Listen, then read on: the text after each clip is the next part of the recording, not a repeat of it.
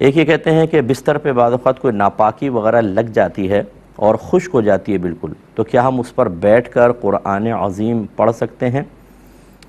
دیکھیں ادب کے خلاف ہے، اگرچہ نہ گناہ ہے نہ ناجائز ہے، اور بلکہ خاص طور پہ اگر گدے پہ جیسے بچے وغیرہ پیشاب کر دیتے ہیں اس پہ آپ نے ایک چادر بچھا دی ہے اور وہ اتنی موٹی چادر ہے کہ اس سے نیچے کا کچھ بھی نظر نہیں آ رہا، تو اتنی جب ایک تہہ اوپر آ جاتی ہے تو اس کے اوپر تو بیٹھ کے آپ بلا کراہت نماز پڑھ سکتے ہیں۔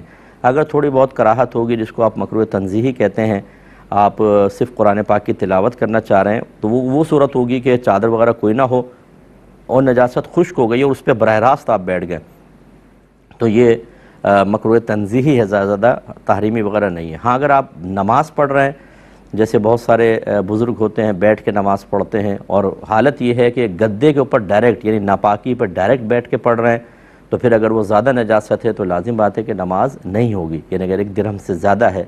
درہم کی مقدار آپ کو بتائی تھی، جو لیکوڈ ہوتی ہیں جیسے پیشاب وغیرہ، وہ ہتھیلی کی گہرائی کے برابر اگر ہوں تو 1 درہم ہے۔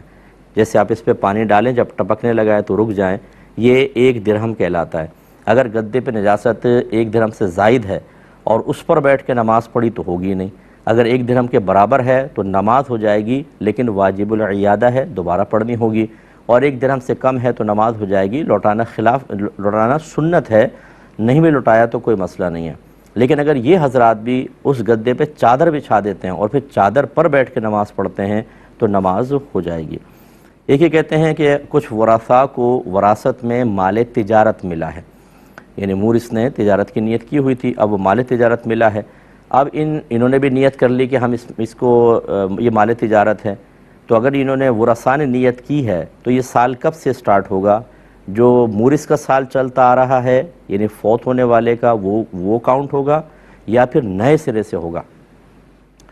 دیکھیں جب آپ کی ملکیت میں مال آتا ہے تو پھر آپ کی نیتوں کا اعتبار ہوتا ہے، پہلی بات تو یہ ہے، پہلے کا تو ختم مان لیجئے۔ دوسرا یہ ہے کہ جب آپ کو اس طریقے سے مال آپ کے قبضے میں آتا ہے اور اس میں آپ تجارت کی نیت کر لیتے ہیں تو وہ مال تجارت نہیں بن جاتا۔ مال تجارت وہ ہوتا ہے جس کو آپ نے خالصتاً تجارت کی نیت سے خریدا ہو، اور یہ خریدا نہیں ہے، یہ تو ایک سمجھ لے کہ وراثت میں آیا ہے۔ اب اس میں آپ تجارت کی نیت کر بھی لیں، جیسے مجھے ایک مکان فرض کر لیں وراثت میں ملا اور میں نے جیسی ملا میں نے نیت کر لی کہ میں اس کو بیچوں گا، تو وہ مال تجارت میں نہیں بدل جائے گا، ٹھیک ہے نا، کیونکہ میں نے اس کو خریدا ہی نہیں تجارت کی نیت سے۔ تو اس لیے اگر ایسا مال ہے جو مورث چھوڑ کے فوت ہوا ہے، اس کی چاہے کوئی بھی نیت ہو تو ختم ہو گئی۔ اب اگر وارث اس میں تجارت کی نیت کرتا بھی ہے تو یہ مال تجارت نہیں بنے گا، یہ ذہن میں رکھیں۔ ہاں اگر اس مال سے مزید مال تجارت کی نیت سے خریدے گا وہ ایک الگ چیز ہے، وہ خریدتے ہوئے نیت کہلائے گی۔ ایک کالر ہیں، السلام علیکم۔ وعلیکم السلام جی حضرت، میرا کوشچن یہ ہے کہ میں آپ کے نکاح کے مسائل کا جو بیان سن رہا تھا پروگرام، جی، تو اس کے آخر میں آپ نے یہ بات بیان کی تھی کہ اگر رخصتی سے پہلے لڑکا اور لڑکی خلوت سیاح کریں تو کچھ احکام متوجہ ہوتے ہیں، جی، وہ آگے مطلب پروگرام ملے نہیں تو وہ زیادہ رپیٹ فرما دیں۔ چلو میں عرض کر دیتا ہوں کیا ریپیٹ کرنا چاہ رہے ہیں، بہرحال بتاتا ہوں۔ ایک اور کالر ہے، السلام علیکم، شاید ڈراپ ہو گئی ہے، تو یہی لے لیتے ہیں۔ دیکھیں مسئلہ یہ ہوتا ہے کہ اگر نکاح ہو گیا ہے اور رخصتی ابھی نہیں ہوئی، اور رخصتی کا مطلب ایک تو باقاعدہ لڑکی چلی جائے، ایسے ہی خلوت صحیحہ نہ ہوئی ہو۔ خلوت صحیحہ کا مطلب خلوت کہتے ہیں تنہائی کو، صحیحہ مانے صحیح خلوت۔ صحیح خلوت کسے کہتے ہیں؟ یعنی لفظی ترجمہ تو صحیح خلوت ہے، لیکن صحیح تنہائی شریعت کے نزدیک کیا کہلاتی ہے؟ اس سے مراد یہ ہے کہ دونوں میاں بیوی تنہا ہوں اور جسمانی تعلق قائم ہونے میں نہ کوئی شرعی رکاوٹ ہو، نہ حسی رکاوٹ ہو، نہ کوئی طبعی رکاوٹ ہو، یعنی نہ تو کسی کے نظر پڑنے کا اندیشہ، جیسے اندر سے لاک کر لیا، کوئی کھڑکی وغیرہ ایسی شیشے والی نہیں ہے کہ کسی کے نظر پڑنے کا اندیشہ ہو۔ اسی طریقے سے نہ لڑکی کو حیض ہے، نہ رمضان کے کوئی روزے چل رہے ہیں دن کے اندر، جیسے رمضان کے روزے شرعی ایک رکاوٹ ہے، نہ لڑکے کو کوئی ایسی شدید قسم کی بیماری ہو جس سے وہ جسمانی تعلق ہی قائم نہ کر سکتا ہو۔ اگر ایسی چیزیں ہوتی ہیں تو پھر یہ خلوت صحیحہ نہیں ہے، اس کو کہتے ہیں خلوت فاسدہ۔ یہ ایسے جیسے کہ تنہائی میں ہوئے ہی نہیں۔ اور اگر خلوت صحیحہ ہوتی ہے کہ کوئی اس میں کسی قسم کی رکاوٹ نہ ہو تو یہ جسمانی تعلق قائم ہونے کے ہی قائم مقام ہوتی ہے۔ تو تو لہٰذا اگر فرض کر لیں خلوت صحیحہ کے بعد لڑکا طلاق دے گا تو عدت ہوگی لڑکی کی. اس طرح مہر پورا مؤکد ہو جاتا ہے. اگر مطلب یہ کہ مہر اس کو لازم ادا کرنا پڑے گا اور عدت وغیرہ اور لڑکی کی ہوگی. اور دیگر بہت سارے مسائل متوجہ ہوتے ہیں. جیسے اگر 3 طلاقیں وہ دے دے گا لگاتار ایک ایک کر کے 3 طلاقیں خلوت صحیح کے بعد واقع ہوں گی. اگر خلوت صحیح نہ ہو اور بچی کے بھی رخصت نہیں ہو، اگر وہ لگاتار 3 طلاقیں دے گا تو صرف پہلی طلاق واقع ہوگی، باقی 2 طلاقیں واقع نہیں ہوں گی. تو یوں کچھ احکام ہوتے ہیں. اب آپ نے کون سا خاص حکم معلوم کرنا ہے، اگر وہ آپ دوبارہ معلوم کریں گے تو انشاءاللہ میں آپ کو عرض کر دوں گا. لیکن یہ ضرور یاد رکھیں بعض اوقات رخصتیں نہیں ہوتی لیکن اس سے داماد ملنے جاتا ہے، وہ میاں بیوی ہیں تو ان کو ملنے کا موقع دے دیتے ہیں. اگر وہ کمرے میں کسی میں بیٹھ جاتے ہیں اور خلوت صحیحہ ہے تو احکام جداگانہ ہو جاتے ہیں. یہ ذرا ذہن میں رکھیے گا. ایک کالر ہمارے ساتھ ہیں. السلام علیکم. السلام علیکم ورحمۃ اللہ. وعلیکم السلام. جی مفتی صاحب، میرا پہلا کوشچن یہ ہے کہ اگر کسی شخص کے پاس کچھ دینی کتابیں اور 2 قرآن پاک ہوں تو کیا زکوٰۃ لینے کے سلسلے میں اس اضافی قرآن پاک اور دینی کتابوں کی قیمت کا بھی اعتبار کرنا ہوگا؟ چلو. اور دوسرا کوشچن یہ ہے کہ اگر نماز سے پہلے آئی ڈراپس ڈالیں اور نماز کے دوران حلق میں ذائقہ محسوس ہوا تو اس صورت میں کیا حکم شرع ہوگا؟ اور چلیں میں بتاتا ہوں. ایک اور کالر ہیں. السلام علیکم. ہیلو. جی السلام علیکم. جی وعلیکم السلام. فرمائیں. جی مفتی صاحب، میرا پہلا سوال یہ کہ ایک لڑکی نے اپنی پسندیدہ لڑکے سے والدین کی غیر موجودگی میں اور ولی کی غیر موجودگی میں شادی کر لی تھی، نکاح کر لیا تھا اور وہ لڑکا کے ہم پلہ کو بیٹھا تھا، تو ایسا نکاح مانا جائے گا یا نہیں؟ یعنی وہ لڑکا ان کا ہم پلہ تھا خاندان کا؟ جی جی ہم پلہ تھا. ٹھیک ہے.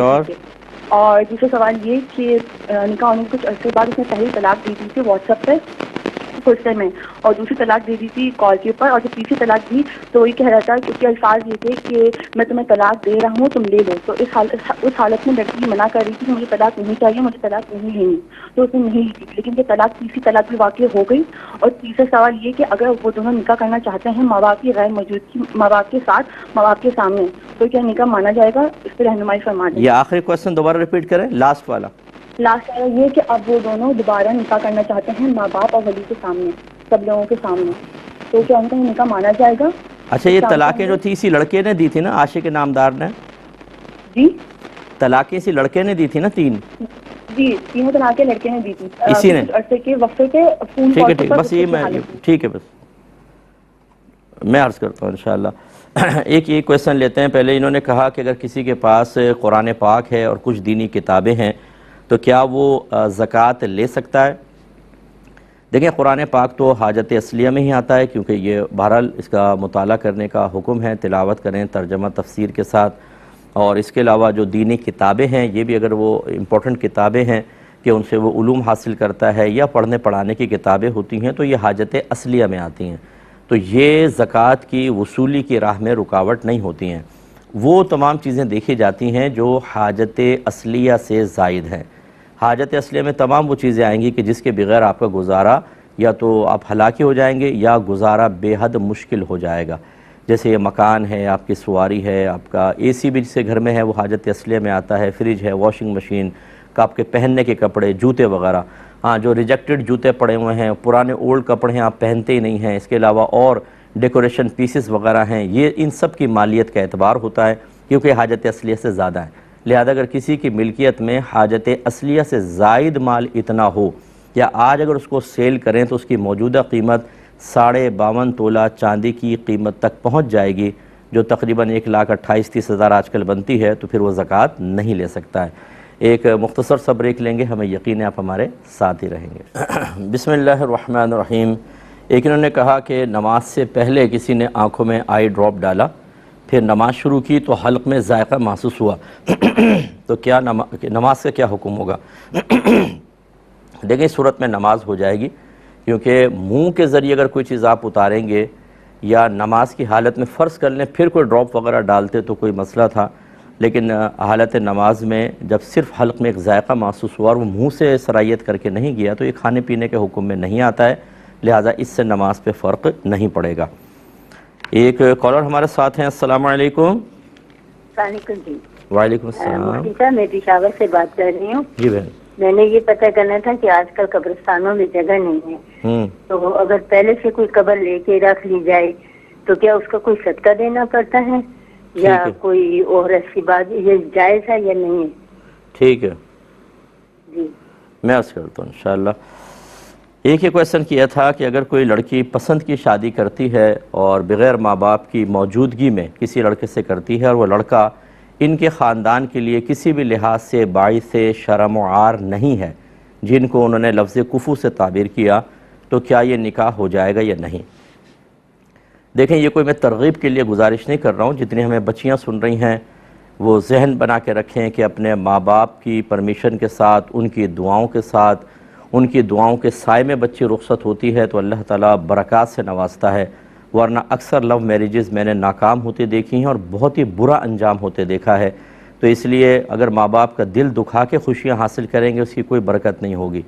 بھائیوں اور والد کے سر کو شرم سے جھکا کر اگر لڑکی نکاح کرتی ہے تو فرض کر لیں گے شریعت اس کو جائز بھی کہے، لیکن بہرحال یہ طریقہ کار ہمارے مذہب اسلام کے اعتبار سے بھی مناسب نہیں ہے، اور خصوصاً ہمارے معاشرے کے اعتبار سے ایسی لڑکی کو بعد میں وہ حقیقی عزت نہیں مل پاتی کہ جو ملنی چاہیے۔ اچھا، بعض کہیں گے کہ ہمیں تو ہمارا تو ماحول ایسا، ہمیں تو مل گئی عزت۔ میں ہر ایک کی بات نہیں کر رہا ہوں، نادر صورتیں خارج ہوتی ہیں، جو اکثر صورتیں ہیں، اکثر اوقات جو ہوتا ہے اسی کو بنیاد مانا جاتا ہے اور اسی کو معیار مانا جاتا ہے۔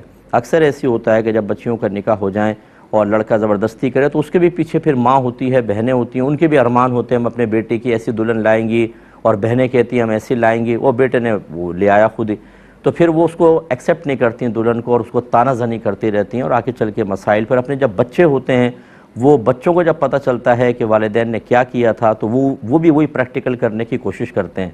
اب ہو سکتا ہے کہ لڑکی نے تو بہت صحیح لڑکے کا انتخاب کیا ہو، یعنی ماں نے، لیکن بچی جب کرتی ہے وہ انتہائی بعض اوقات بڑا عجیب و غریب قسم کا رشتہ ہوتا ہے۔ پھر ماں باپ جب منع کرتے ہیں وہ کہتی ہے خبردار، جب آپ نے اپنے ماں باپ کی نہیں سنی تو ہم آپ کی کیوں سنیں، اب آپ میری چوائس سے میری خوشیوں کے راہ میں رکاوٹ نہ بنیں، اور بڑے مسائل ہوتے دیکھیں۔ بہرحال اس تمام نصیحتوں اور وصیتوں سے قطع نظر ہمارا فقہ حنفی یہ کہتا ہے قرآن و حدیث کی روشنی میں کہ اگر عاقلہ بالغہ لڑکی اپنا نکاح از خود کرے اور کسی ایسے لڑکے سے کرے جو دین کے اعتبار سے اور مذہب کے اعتبار سے، عادات و اطوار، پیشے اور خاندان کے اعتبار سے کسی بھی لحاظ سے ان کے خاندان کے لیے باعث شرم و عار نہ ہو تو یہ نکاح بالکل ویلڈ ہے اور کوئی اس کو ختم نہیں کروا سکتا۔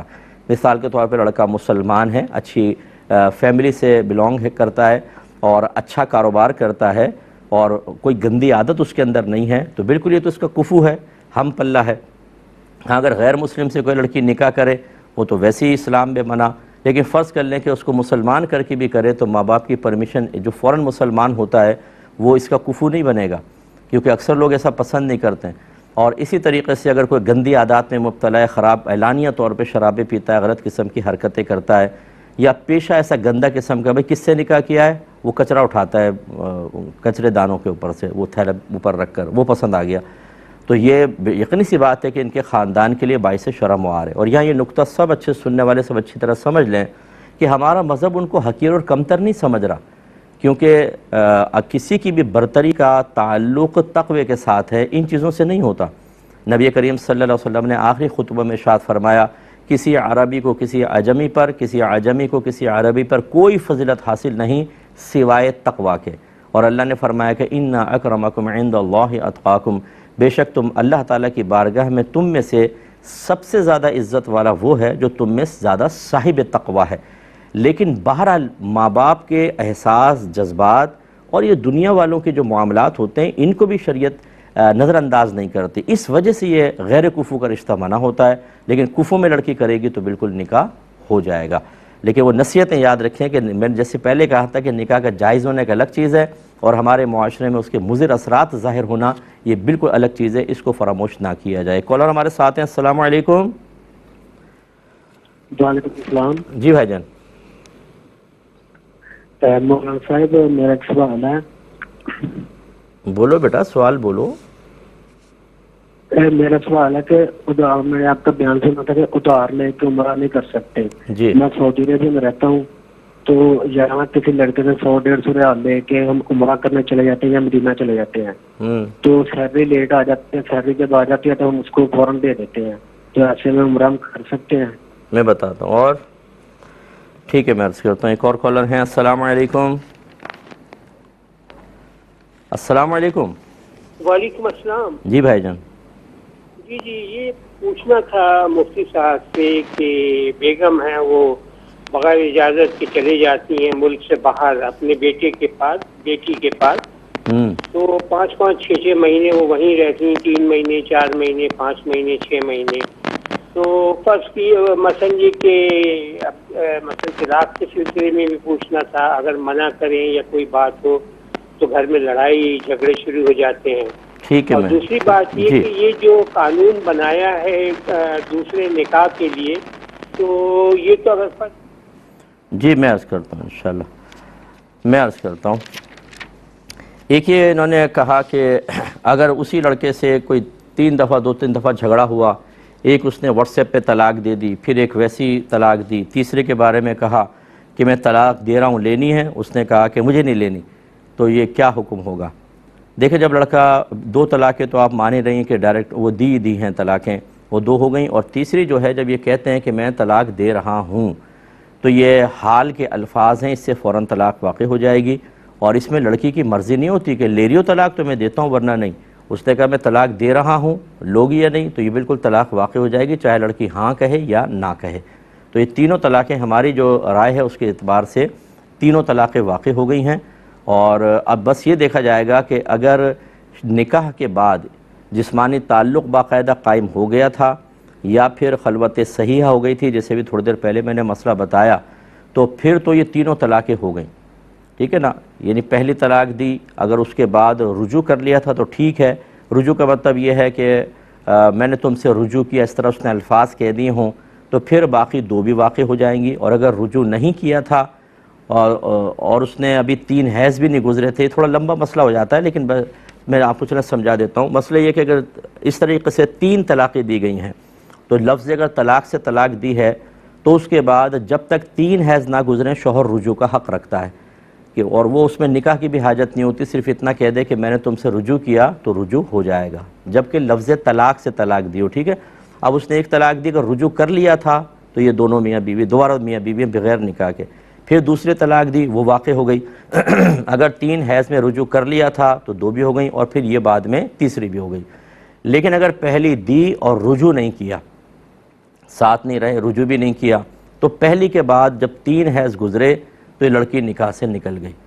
یعنی جب کہ جسمانی تعلق قائم ہوا، یہ خلوت صحیحہ، اس نے ایک طلاق دی، 3 حیض گزر گئے، اس نے رجوع نہیں کیا تو وہ نکاح سے نکل گئی. جب نکاح سے نکل گئی تو میاں بیوی نہیں رہے اور پھر وہ 2 طلاقیں بیکار گئیں.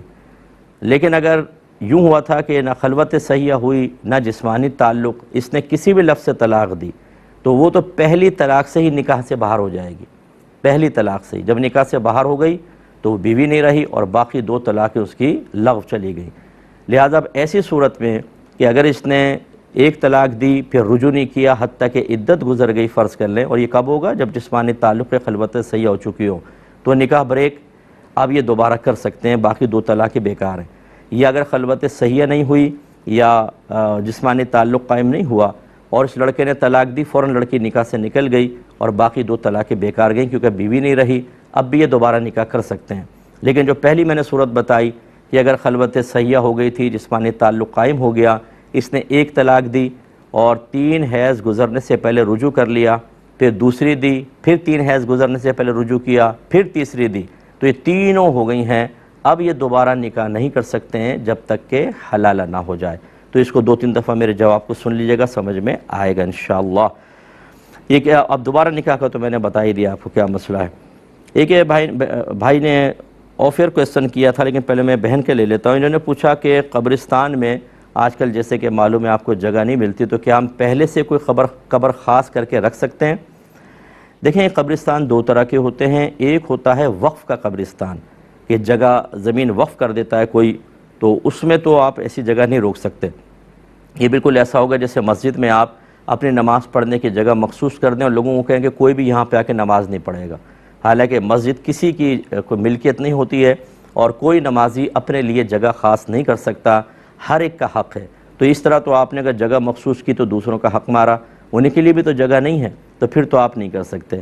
ہاں اگر قبرستان ایسا ہے کہ مثال کے طور پہ گورنمنٹ ہی آفر کرتی ہے، یا وہاں پہ کوئی پرائیویٹ لوگ ہیں آفر کرتے ہیں کہ بھئی آپ خرید کے رکھ سکتے ہیں اپنی زمین یا اپنی قبر، اگر ایسا ہے تو پھر خرید کے رکھ سکتے ہیں۔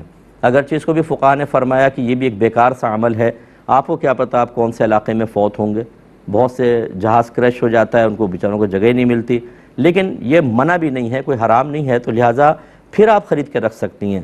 تو وقف قبرستان کے اندر جگہ مخصوص کر لینا یہ شرعاً صحیح نہیں ہوگا، اور جب یہ صحیح نہیں ہے تو پھر کوئی کفارہ ادا کرنے سے کوئی فرق نہیں پڑے گا کہ آپ نے کفارہ ادا کر دیا تو چلو جی شاید معاف ہو جائے گا، ایسا کرنا جائز نہیں ہوگا۔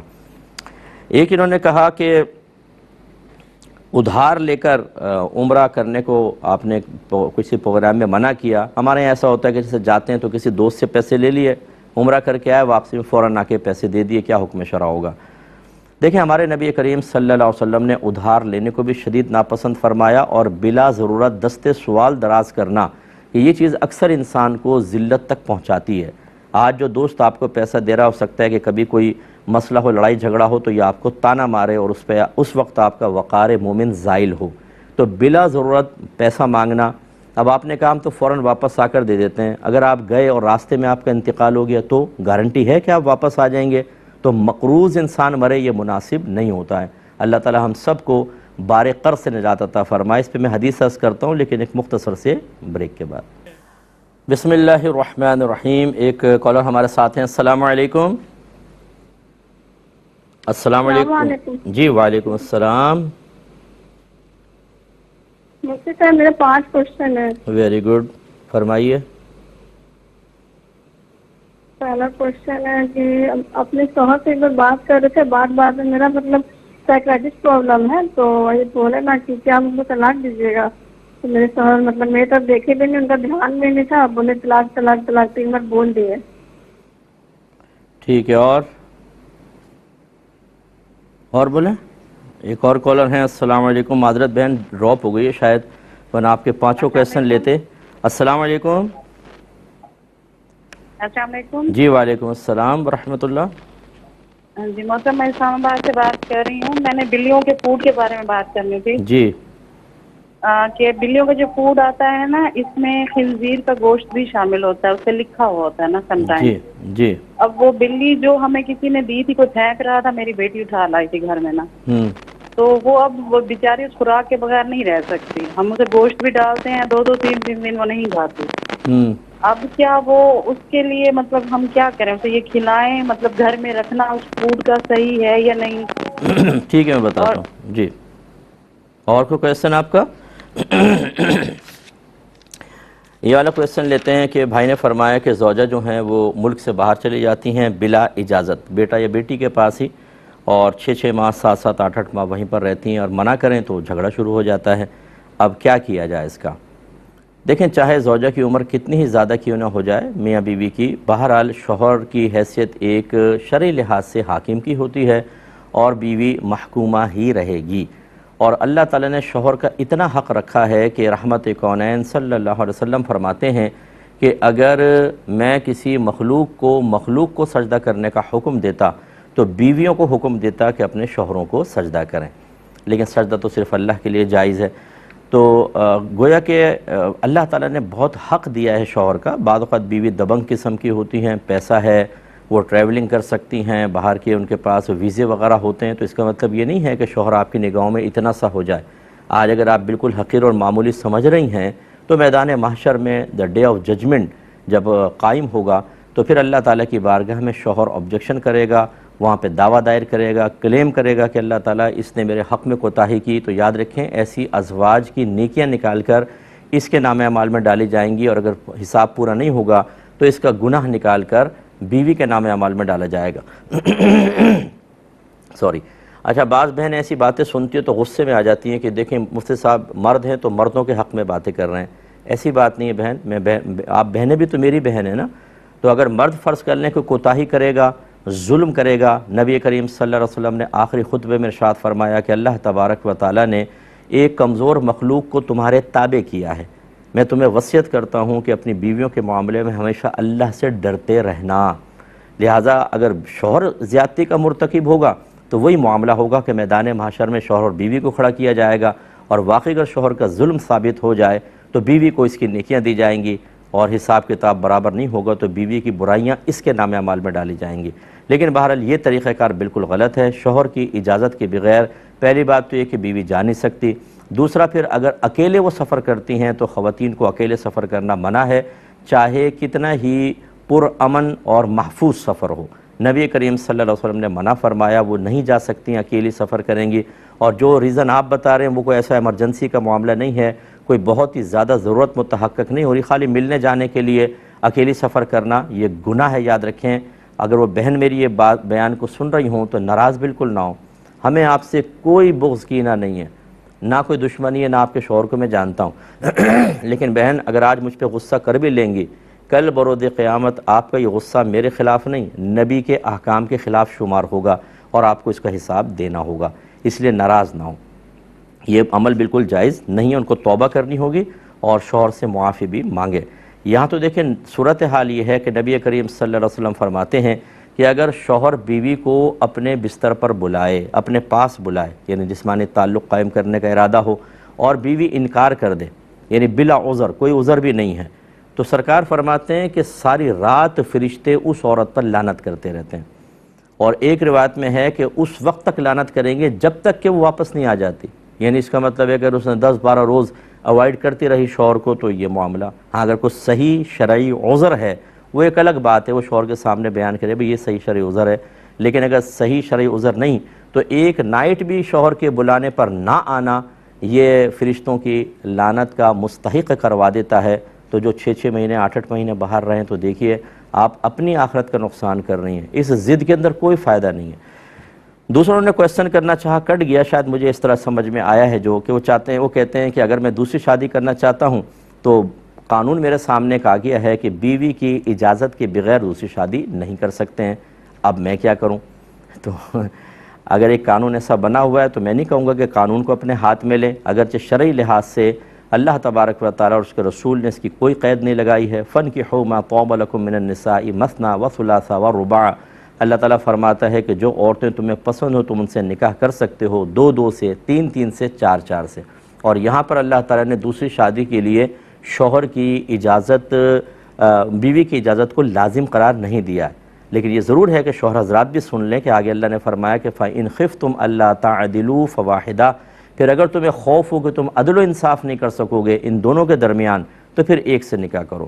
تو میرا مشورہ آپ کو یہ ہے کہ دوسری بیوی کے خواب دیکھنے کے بجائے کہ اگر وہ بھی کوئی اس قسم کی مل گئیں آپ کو تو پہلے ہی ایک خاتون تھیں جو آپ کے لیے آزمائش تھیں، پھر دوسری بھی ہو گئیں، تو پھر آپ کے سر پہ بال نہ رہیں تو پھر شکوہ نہیں ہونا چاہیے۔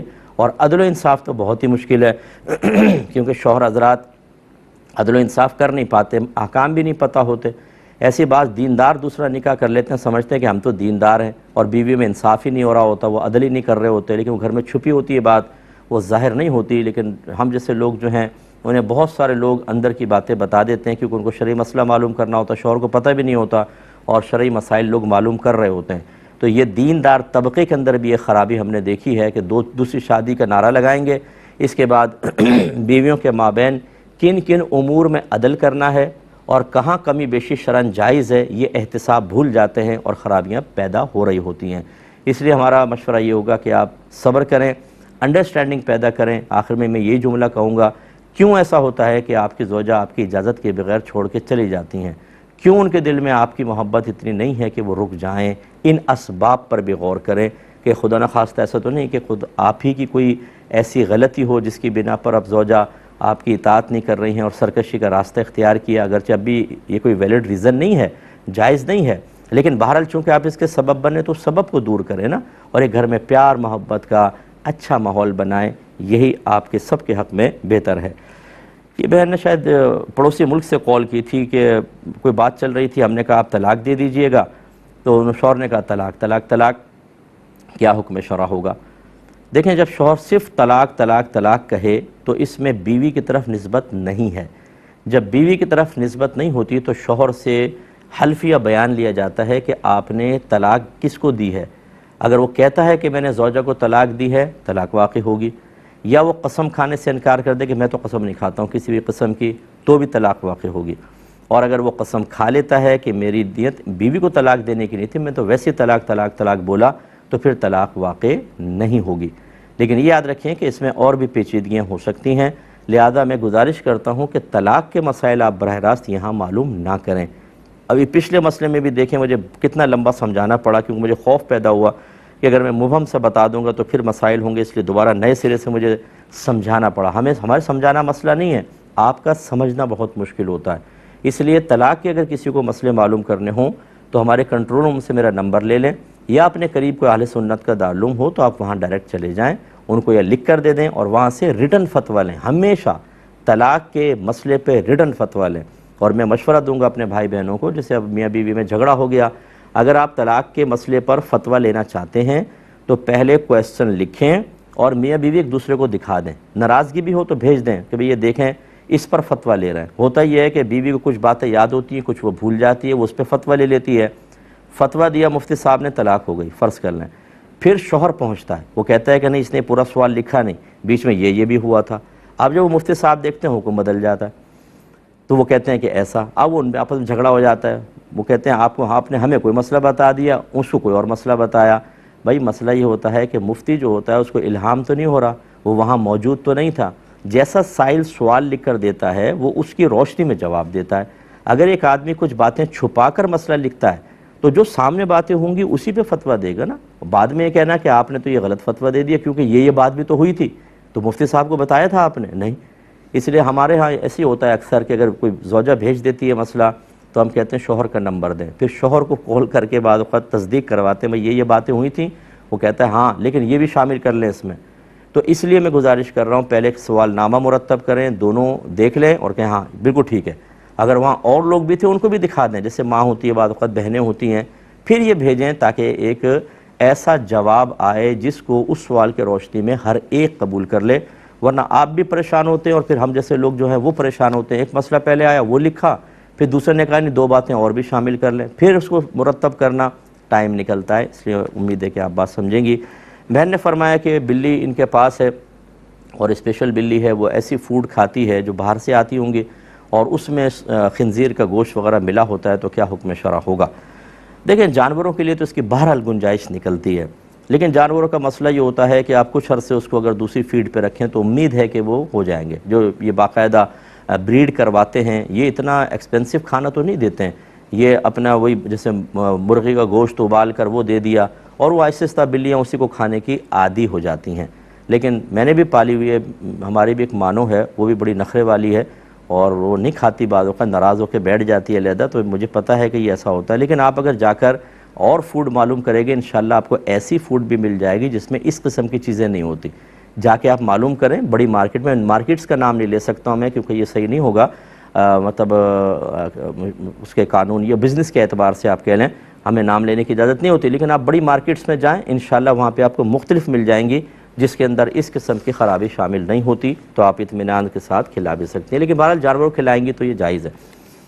اب چونکہ ہمارے پروگرام کے وقت تقریباً ختم ہو گیا ہے تو لہٰذا اپنے میزبان کو، ہماری کیو ٹی وی کی پوری ٹیم کو اجازت مرحمت فرمائیں۔ آپ ہمارے لیے دعا کیجئے، میں آپ کے لیے دعا گو ہوں کہ اللہ تبارک و تعالی ہم سب کو دنیاوی فکروں کے ساتھ ساتھ زیادہ نہیں تو کم از کم آخرت کے لیے روزانہ 10 سے 20 منٹ غور و تفکر کرنے کے لیے وقت نکالنے کی توفیق عطا فرمائے، آمین۔ وآخر دعوانا ان الحمدللہ رب العالمین۔